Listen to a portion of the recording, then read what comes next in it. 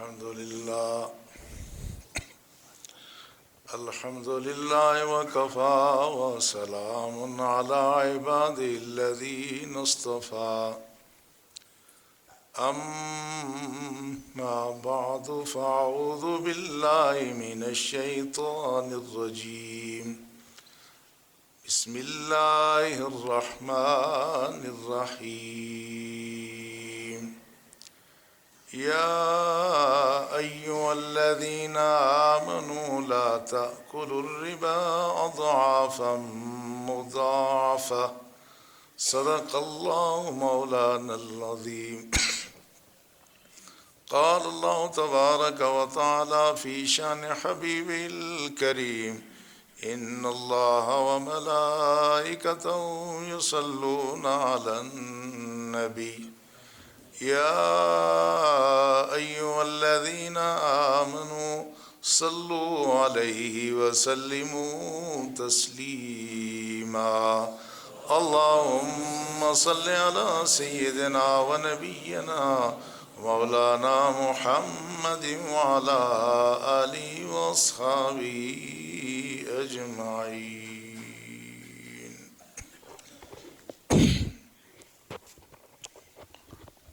نہایت عزت اور تکریم کے لائق برادران ملت،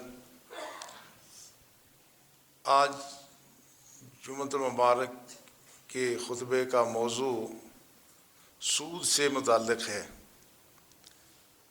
اس سے پہلے ہم مختلف معاشی نظریات کا تذکرہ کرتے ہوئے اس بات کا ذکر کر چکے ہیں کہ سوشلزم کی ایک بنیادی خوبی، یا یوں سمجھ لیں کہ ان کی ایک اہم خواہش اس نظام کی یہ ہے کہ دولت چند لوگوں کے ہاتھوں میں محدود ہو کر کے نہ رہے، دولت کی گردش ہوتی رہے۔ انہوں نے اس کے لیے جو نظام وضع کیا وہ ایک انتہا پر مبنی تھا، اور اس کا نتیجہ یہ ہوا کہ وہ نظام ناکام ہو گیا۔ دین اسلام نے بھی یہ کوشش کی ہے کہ دولت کی سرکولیشن ہو، دولت پھیلتی رہے، صرف چند لوگوں کے ہاتھوں میں دولت نہ رہے بلکہ دولت معاشرے کے تمام افراد تک وہ پہنچتی رہے۔ اور اس کے لیے ایک اہم ذریعہ یا اس کے سد باب کا جو ایک اہم اصول یا ضابطہ قرآن حکیم نے بیان کیا، اور پہلے مذاہب نے بھی اس ضابطے کو بیان کیا تھا، وہ سود کی حرمت کا ہے۔ چونکہ سود خور فی نفسہ ہی کرتا کچھ نہیں ہے، بلکہ وہ پیسہ آگے بھیجتا ہے، پیسے سے دوسروں سے ان کی ضرورتوں سے فائدہ اٹھاتے ہوئے وہ اور پیسہ اپنے پاس جمع کرتا ہے، اور اس کی دولت میں روز بروز اضافہ ہوتا ہے۔ تو سود کی بنیاد پر لینے والا، جو قرض لینے والا شخص ہوتا ہے، اس کی آمدنی روز بروز کم ہوتی ہے، اس پر بوجھ بڑھتا ہے، سود خور کی آمدنی میں روز بروز اضافہ ہو جاتا ہے۔ اس لیے اللہ جل شانہ نے قرآن حکیم میں اور گزشتہ آسمانی کتب میں سود کی حرمت کا حکم دیا ہے۔ اس سے پہلے میں اپنی بات کو اس طرف بھی لے جانا چاہتا ہوں کہ ہم نے کینسر پہ بات کی تھی کہ کینسر کیوں زیادہ ہو رہا ہے۔ ہمارے راولہ کوٹ اور قرب جوار میں کینسر بہت زیادہ پھیل رہا ہے۔ اس کے اسباب میں سے ایک اہم سبب کیمیکلز کا ہے۔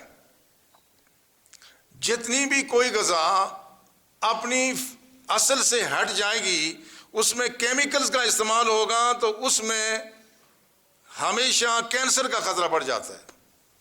یہ کیمیکلز کہاں استعمال ہو رہے ہیں؟ یہ ہر جگہ استعمال ہو رہے ہیں۔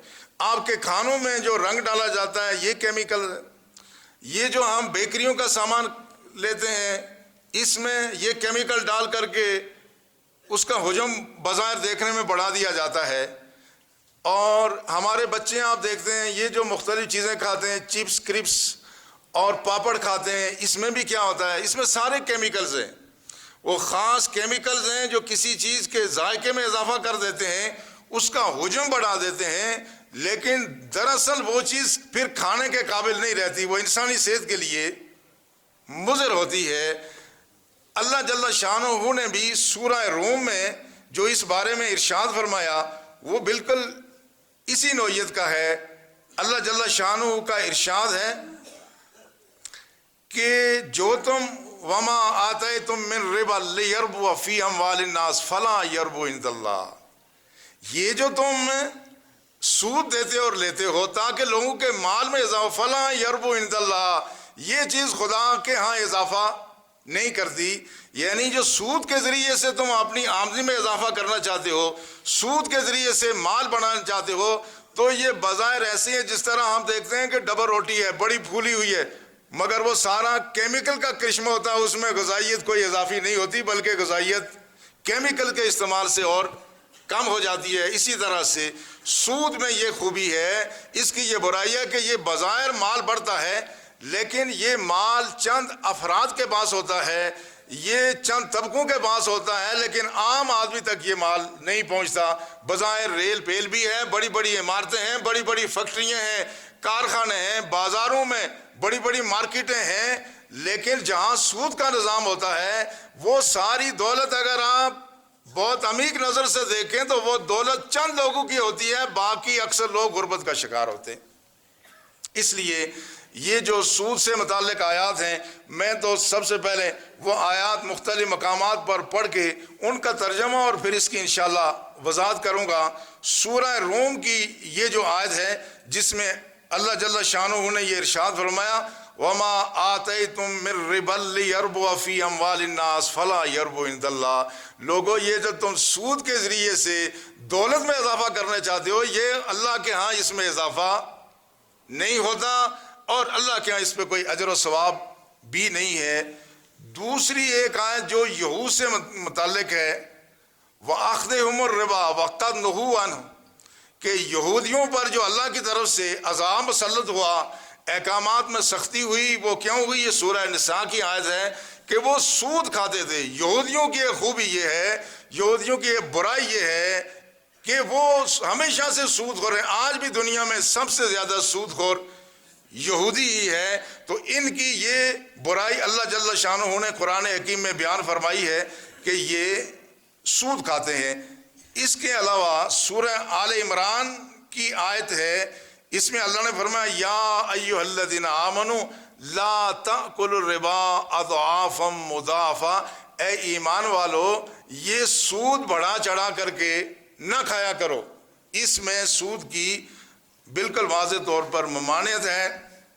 اس کے بعد جو تفصیلی احکامات ہیں وہ سورہ بقرہ میں ہیں، اس میں اللہ جل شانہ نے تفصیلی ہدایت ارشاد فرمائی الذین یأکلون الربا لا یقومون الا کما یقوم الذی یتخبط الشیطان من المس، اللہ نے فرمایا یہ جو سود خور ہیں یہ اس طرح خبطی اور پاگل ہوتے ہیں کہ جس طرح کسی کو کسی جن نے، جس طرح جن کا اثر ہو جاتا ہے وہ خبطی اور بڑی الٹی سیدھی باتیں کرتا ہے، اس طرح سے سود خور بہت ہی عجیب و غریب باتیں کرتا ہے۔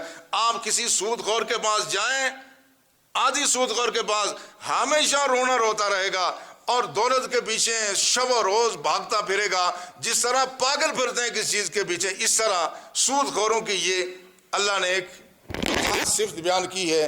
اور وہ کہتے ہیں اس لیے ذالک بانہم قالوا انما البیع مثل الربا، وہ کہتے ہیں یہ جو سود خور ہیں، یہ رسول اللہ کے زمانے کے سود خور بھی یہ کہتے تھے، آج کا سود خور بھی یہ کہتا ہے، وہ کہتا ہے انما البیع مثل الربا، یہ جو خرید و فروخت ہے یہ بھی تو ربا ہے، یہ تو ربا کی طرح سے ہے۔ یعنی وہ یہ کہتا ہے کہ دیکھو میں نے ایک چیز کم پیسے میں لی، زیادہ میں فروخت کر دی، تو اسی طرح سے اگر میں نے کم پیسے دے کے زیادہ پیسے لے لیے تو اس میں کون سی بری بات ہے؟ یہ اسی کی طرح سے ہے۔ اللہ نے فرمایا احل اللہ البیع وحرم الربا، حالانکہ اللہ نے خرید و فروخت کو حلال اور سود خوری کو خدا نے حرام قرار دیا ہے۔ پھر فرمایا وَمَنْ جَاءَهُ مَوْعِظَةٌ مِّن رَّبِّهِ فَانْتَهَىٰ فَلَهُ مَا سَلَفَ، یہ اس زمانے کی بات ہے جب سود خور بہت تھے، سود خوری ابھی چل رہی تھی۔ اللہ نے فرمایا جس کے پاس اللہ کی طرف سے نصیحت آ گئی اور وہ اس کے بعد رہا، فَلَهُ مَا سَلَفَ، تو جو گزرنا تھا وہ گزر گیا، چلے ہو گیا، وہ امرہ اللہ، اس کا معاملہ اب خدا کے سپردی ہے.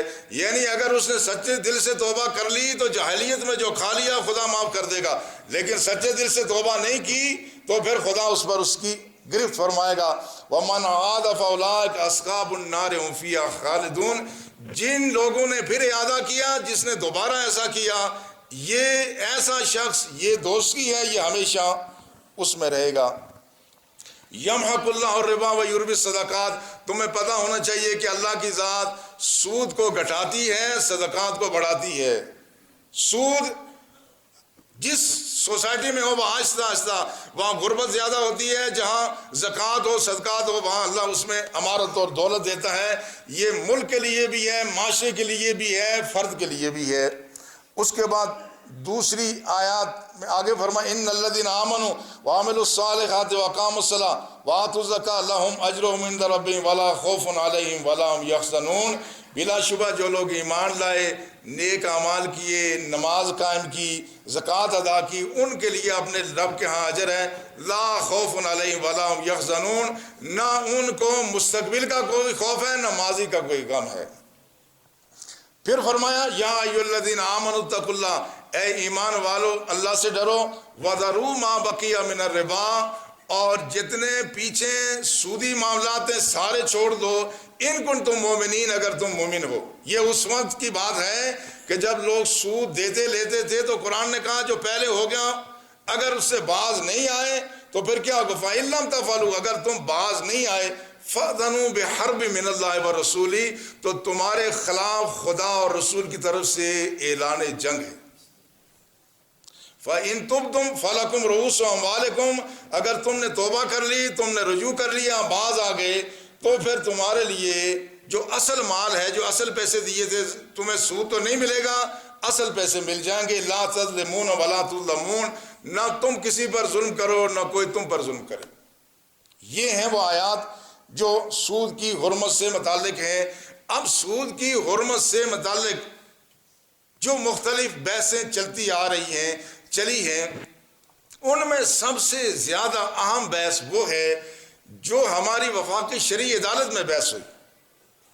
یہ ہمارے آئین کی دفعہ 3(1) کے تحت وفاقی شرعی عدالت وجود میں آئی اور سپریم کورٹ کا اپیلنٹ بینچ وجود میں آیا.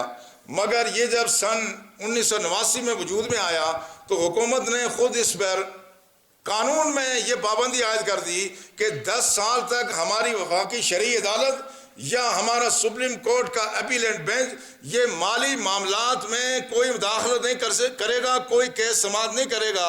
یعنی حکومت یہ چاہتی تھی کہ کم از کم 10 سال ہمارے سودی نظام کو نہ چھیڑا جائے.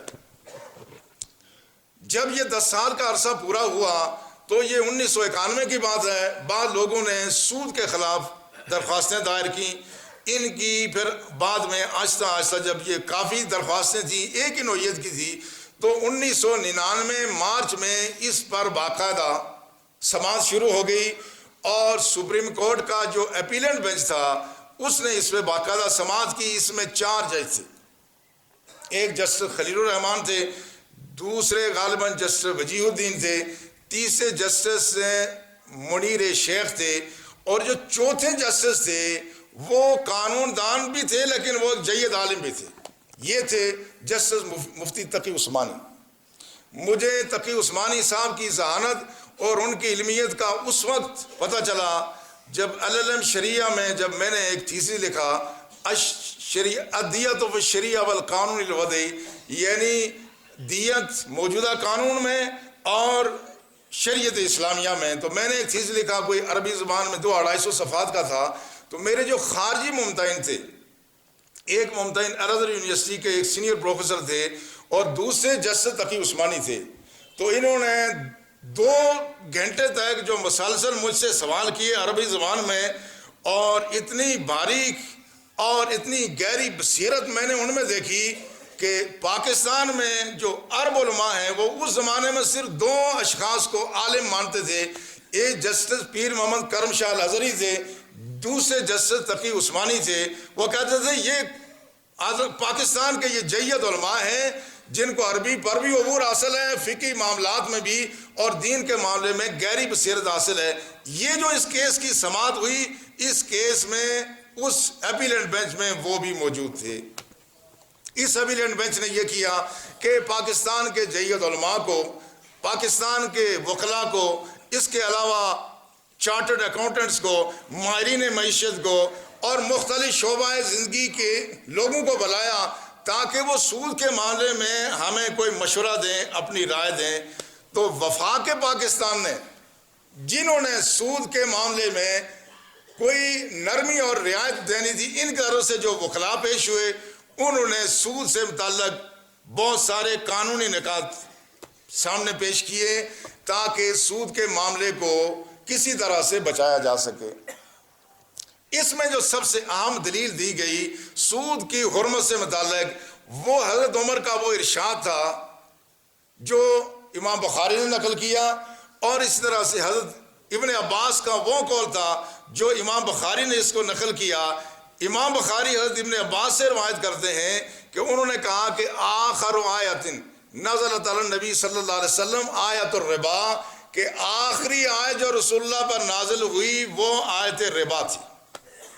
یعنی ان کے کہنے کا مدعا یہ تھا کہ یہ جو سود کے حرام ہونے سے متعلق آیت رسول اللہ پر، یہ چونکہ آخری دور میں نازل ہوئی ہے، اور حضرت عمر کے حوالے سے یہ بھی روایت موجود ہے، حضرت عمر فرماتے ہیں لا وددت اللہ یفارق عنا رسول اللہ صلی اللہ علیہ وسلم، کہ ہماری یہ خواہش تھی کہ رسول اللہ ہم سے تشریف نہ لے جاتے حتیٰ یعہد الینا عہداً، یہاں تک کہ اللہ کے رسول ہمیں تفصیل بتا دیتے کن معاملات میں، الجد والکلالہ و ابواب من ابواب الربا۔ حضرت عمر کہتے ہیں میری خواہش یہ تھی کہ رسول اللہ پردہ فرمانے سے پہلے 3 معاملات میں ہماری رہنمائی فرما لیں۔ ایک تو اس معاملے میں کہ جو دادے کی وراثت ہے وہ پوتے کو کیسے ملے گی، دوسرا کلالہ، جس کی کوئی اولاد، جس کے والدین اور اولاد نہ ہو، لا ولد، ایک آدمی مر جائے تو اس کی وراثت کیسے تقسیم ہوگی، اور تیسرے اس معاملے میں ابواب من ابواب الربا، سود سے متعلق جو احکامات تھے اللہ کے رسول ہمیں بتاتے۔ لہٰذا ان وکلاء کا یہ کہنا تھا کہ چونکہ رسول اللہ صلی اللہ علیہ وسلم نے اس کی کوئی تشریح نہیں فرمائی ہے، لہٰذا یہ آیات الربا جو ہیں یہ آخر میں نازل ہوئی ہیں۔ بلکہ بعض نے تو یہ موقع پیش کیا کہ قرآن حکیم میں آتا ہے هو الذی انزل علیک الکتاب منہ آیات محکمات ہن ام الکتاب، یہ وہ ذات ہے جس نے تم پر کتاب نازل کی۔ یہ بھی سورہ آل عمران کی ہی غالباً آیت ہے، اور اس میں بھی اللہ جل شانہ نے یہ ارشاد فرمایا کہ اللہ کی ذات وہ ہے جس نے آپ پر آیت کتاب نازل کی، منہ آیات محکمات، اس میں کچھ بڑی واضح بڑی مضبوط قسم کی آیتیں، ہن ام الکتاب، یہی اصل میں اس کتاب ہدایت کی اصل ہیں، یہی اس کی بنیاد ہیں۔ وَأُخَرَ مُتَشَابِهَاتٍ، اس میں کچھ متشابہ آیت ہیں، فَأَمَّا الَّذِينَ فِي قُلُوبِهِمْ زَيْغٌ فَيَتَّبِعُونَ مَا تَشَابَهَ مِنْهُ ابْتِغَاءَ الْفِتْنَةِ وَابْتِغَاءَ تَأْوِيلِهِ، تو کہا اس میں کچھ متشابہ آیات ہیں، اور وہ لوگ جن کے دل میں ٹیڑھ ہوتی ہے وہ متشابہ آیات کے پیچھے پڑتے ہیں۔ تو لہٰذا ان کا کہنا یہ ہے کہ یہ جو آیات ربا ہیں یہ متشابہات میں سے ہیں، لہٰذا جو ربا کا نظام چلتا ہے چلنے دو، اس کی بحث میں نہ پڑو۔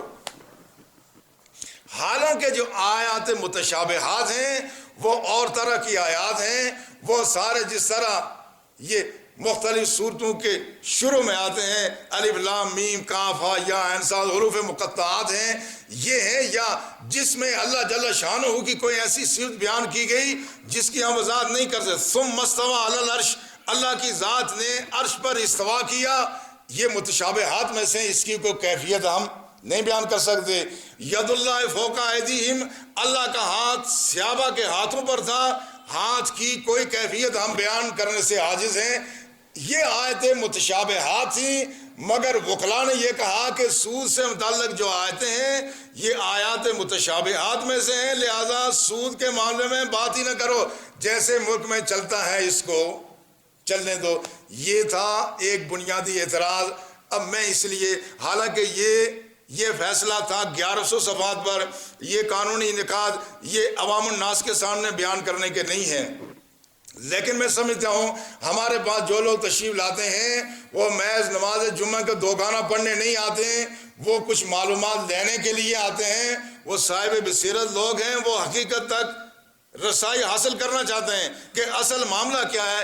اس لیے میں اختصار کے ساتھ چند چیزیں آپ حضرات کے گوشگزار کروں گا، تاکہ یہ جو اعتراض ہے، یہ اعتراض اس سے لوگوں کو آگے سامنا ہو سکتا ہے، کوئی آپ کے سامنے یہ چیزیں بیان کر سکتا ہے اہل علم کے سامنے کہ یہ آیت ربا تو آخر میں نازل ہوئی ہے، لہذا جب آخر میں نازل ہوئی اور رسول اللہ نے اس کی وضاحت نہیں کی، اور قرآن کہتا ہے کہ جو متشابہ چیزیں اس کے اندر نہیں پڑھا کرو، جو واضح آیتیں ان پر عمل کرو، تو لہذا سود کا دینا لینا جیسے بھی ہے اس کو چلنے دو۔ اب اس میں پہلی بات تو یہ ہے کہ سود کے حوالے سے جو آیت سب سے پہلے نازل ہوئی ہے وہ مکی زندگی میں نازل ہوئی، وَمَا آتَيْتُم مِّن رِّبًا لِيَرْبُوَ فِي أَمْوَالِ النَّاسِ فَلَا يَرْبُو عِندَ اللَّهِ وَمَا آتَيْتُم مِّن زَكَاةٍ تُرِيدُونَ وَجْهَ اللَّهِ فَأُولَٰئِكَ هُمُ الْمُضْعِفُونَ۔ یہ مکہ میں نازل ہوئی اور اس میں اللہ نے فرمایا جو تم یہ سود دیتے ہو یہ سود بڑھتا کچھ نہیں ہے، یہ خدا کے ہاں کم ہی ہوتا رہتا ہے، اس لیے کہ جو مکی زندگی تھی اس میں مسلمانوں کی زندگی اور موت کا سوال تھا، اس میں لوگوں کو بتوں کی پرست سے نکال کے خدا واحد کے سامنے جھکانا مقصود تھا۔ نہ مسلمان اس وقت ان کے حالات ایسے تھے، نہ سود وہ لیتے تھے نہ دیتے تھے، لہٰذا اس زمانے میں آج جو نازل ہوئی اس میں صرف اتنا ہی کہا گیا۔ اس کے بعد یہود سے متعلق آیت نازل ہوئی کہ وہ کیا کرتے ہیں کہ وہ حالانکہ ان کو منع کیا گیا ہے کہ وہ سود نہ دیں اور نہ لیں، لیکن اس کے باوجود دیتے ہیں۔ یہ 4 ہجری کے قریب کی بات ہے۔ جو تیسری آیت نازل ہوئی اور جس میں فرمایا یا ایھا الذین آمنوا لا تاکلوا الربا اضعافا مضاعفا، اے ایمان والو یہ دگنا چگنا کر کے بڑھا چڑھا کے یہ سود لینا دینا بند کر دو۔ یہ کب نازل ہوئی؟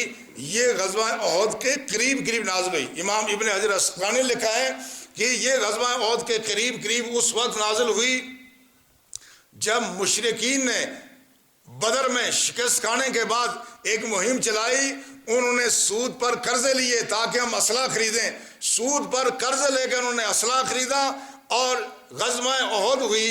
اس لیے چونکہ مشرکین نے مسلمانوں کو نیچا دکھانے کے لیے اسلحہ خریدنے کے لیے سود پہ قرضہ لیا تھا، اس لیے اللہ جل شانہ نے مسلمانوں کو فرمایا یا ایھا الذین آمنوا لا تاکلوا الربا اضعافا مضاعفا۔ مسلمانوں یاد رکھنا تم نے یہ بڑھا چڑھا کے یہ سود جو مشرکین کھا رہے ہیں، جو یہودی کھا رہے ہیں، تم نے سود ہی لین دین نہیں کرنا ہے۔ یہ آیت نازل ہوئی 2 ہجری میں، غزوہ احد کا یہ سال 2 ہجری ہے۔ اس کے بعد رسول اللہ صلی اللہ علیہ وسلم نے فتح مکہ کے بعد آپ نے ہر قسم کا سودی لین دین منع کر دیا، ہر طرح کے سودی لین دین سے آپ نے صحابہ کو تاکید فرمائی کہ کوئی سودی لین دین نہ کرے۔ پھر رسول اللہ صلی اللہ علیہ وسلم نے طائف کا محاصرہ کیا۔ طائف کا جب محاصرہ ہوا تو اگرچہ وہاں طائف فتح نہ ہو سکا، رسول اللہ جب تشریف لائے تو اہل طائف میں جو بنو ثقیف تھے، وہاں کا ایک بڑا قبیلہ تھا، انہوں نے رسول اللہ کے ساتھ ایک معاہدہ لکھ کر بھیجنا چاہا اور ایک معاہدہ بھیجا۔ اس میں لکھا یہ تھا کہ جو ہمارا دوسروں کے ذمہ سود ہے وہ تو ہم لیں گے، پر جو ہم پر دوسروں کا سود ہے وہ ہم نہیں دیں گے۔ تو رسول اللہ صلی اللہ علیہ وسلم کے پاس جب یہ لکھی ہوئی تحریر پہنچی، آپ نے اس میں دستخط نہیں فرمائے، آپ نے اس پہ لکھوا دیا کہ جو حق مسلمانوں کو حاصل ہوگا وہی تمہیں حاصل ہوگا۔ یہ ایک ایسی بات تھی کہ اس کا سمجھنا ان کے لیے بھی مشکل ہوا۔ انہوں نے یہ سمجھا کہ رسول اللہ گویا ہمیں اجازت دے رہے ہیں، لہٰذا انہوں نے بعض اشخاص سے سود کا مطالبہ شروع کر دیا۔ اس میں عمر بن مغیرہ ایک شخص تھا، اس کے پاس بنو ثقیف کا قرضہ تھا۔ جب انہوں نے قرضہ مانگنا شروع کیا، اس نے قرضہ دیا، انہوں نے سود مانگا، اس نے کہا سود تو حرام ہو گیا ہے، اب سود تو میں نہیں دوں گا۔ لہٰذا یہ معاملہ جب مکہ المکرمہ کے گورنر کے پاس پہنچا، اس وقت اللہ جل شانہ کی طرف سے یہ آیت نازل ہوئی یا ایھا الذین آمنوا یا ایھا الذین آمنوا اتقوا اللہ، اے لوگوں اللہ سے ڈرو اور اس کے بعد کیا کرو، سود کھانا چھوڑ دو۔ اور پھر اللہ جل شانہ نے اس میں یہ بھی ارشاد فرمایا کہ جو آدمی ایسا کرے گا فَإِن لَمْ تَفْعَلُوا فَأْذَنُوا بِحَرْبٍ مِّنَ اللَّهِ وَرَسُولِهِ، اگر تم نے سود لینا دینا نہ چھوڑا فَأْذَنُوا بِحَرْبٍ مِّنَ اللَّهِ وَرَسُولِهِ، تو خدا رسول کی تمہارے خلاف جنگ ہوگی۔ یہ کب کا واقعہ ہے؟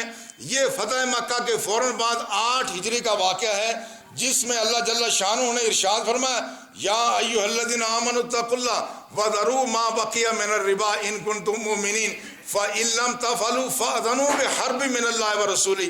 یاد رکھو کہ اگر تم نے سود لینا دینا نہ چھوڑا تو تمہارے خلاف خدا رسول کی طرف سے اعلان جنگ ہے۔ جب یہ آیت نازل ہوئی تو بنو ثقیف کے لوگ اس میں سے بعض تو مسلمان ہو گئے تھے، بعض مسلمان نہیں بھی ہوئے تھے، ان سب نے کہا کہ ہم خدا رسول کے خلاف جنگ نہیں کر سکتے، ہم سود نہیں لیں گے۔ آپ اندازہ کریں کہ وہ جو کچھ کافر تھے کچھ مسلمان ہو گئے تھے، پر وہ جو 9 مسلم جو ابھی مسلمان ہوئے، جن کو مسلمان ہوئے چند ماہ بھی نہیں گزرے، وہ کہتے ہیں خدا رسول کے خلاف ہم جنگ نہیں کرتے۔ مگر ہماری حکومت نے پچھلی سابقہ حکومت میں بڑی ڈٹائی کے ساتھ کہتے ہیں آبا و اجداد سے ہم مسلمان ہیں، یہ اسلام ہمارے رگ اور ریشے میں اسلام کا خون گردش کرتا ہے۔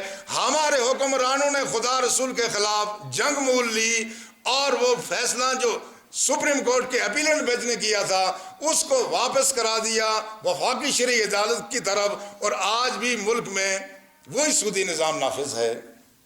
اس لیے یہ بات کہنا کہ یہ آیت آخر میں نازل ہوئی، یہ بات بالکل درست نہیں ہے۔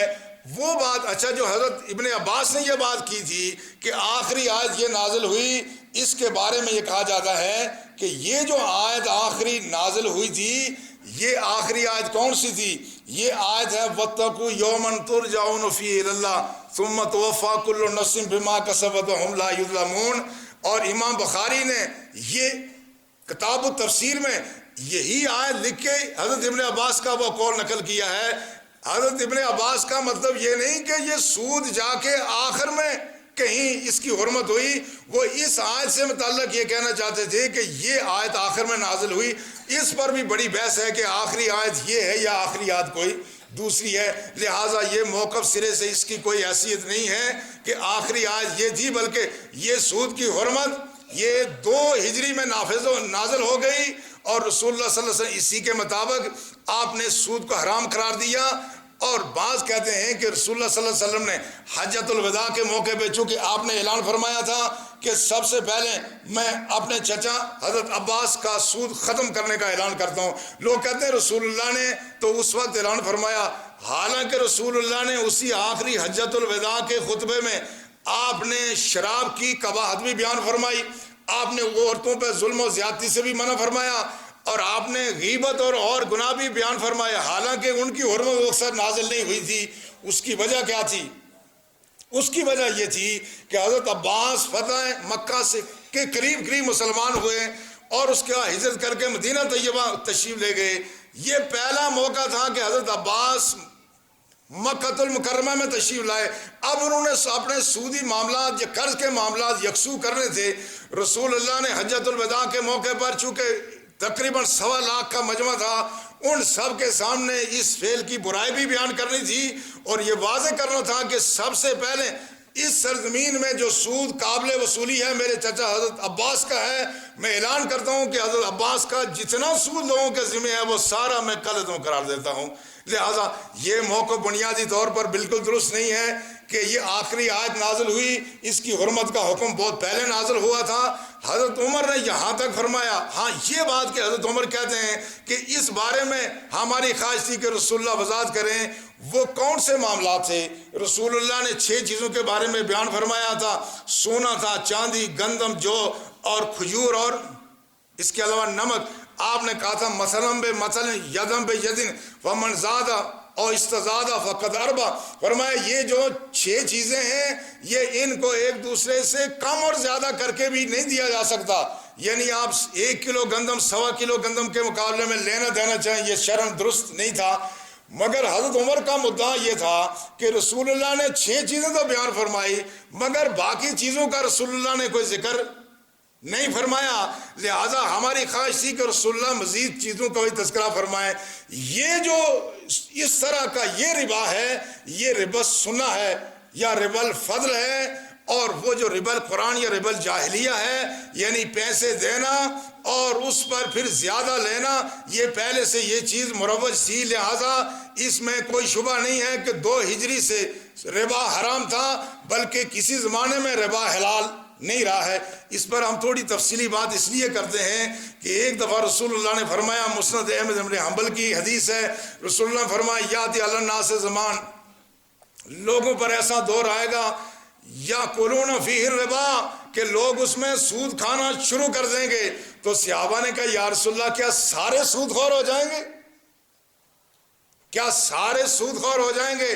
آپ نے فرمایا ہاں، جو سود نہیں بھی کھائے گا نالا من غبار ہی، فرمایا جو براہ راست سود نہیں کھائے گا مگر ماحول اتنا آلودہ ہوگا، سودی نظام کی لعنت اتنی عام ہوگی کہ جو کھائے گا نہیں مگر اس کی گرد و غبار اس کے دامن کو بھی آلودہ کر کے چھوڑ دے گی۔ اس لیے اہل ایمان ہم جس ماحول میں رہ رہے ہیں، یہ سودی نظام، یہ ہر طرح سے اوپر سے نیچے تک سود کا نظام ہے، اس لیے اس میں ایک ایک چیز کا ادراک ضروری ہے تاکہ ہم سود کی اس لعنت سے بچ سکیں جس کے بارے میں رسول اللہ نے فرمایا سود کے 70 گناہ ہیں اور کم سے کم گناہ اپنی ماں کے ساتھ بدکاری کرنا ہے۔ اس سے زیادہ بری چیز کوئی چیز نہیں ہے۔ رسول اللہ صلی اللہ علیہ وسلم نے مشرکین کو، آپ نے عیسائیوں کو، نجران کے عیسائیوں کو صلیب پوجنے کی اجازت دے دی تھی، مگر آپ نے سود کھانے کی اجازت نہیں دی تھی۔ یہ بہت عام چیز ہے، انشاءاللہ اس کی تفصیلات آئندہ عرض کریں گے۔ اللہ ہمیں اس بیماری سے بچنے اور ہمارے حکمرانوں اور ہمارے مختلف طبقوں کو اس سے بچنے اور اس سے ہمیں بچانے کی توفیق دے۔ وما علینا الا البلاغ۔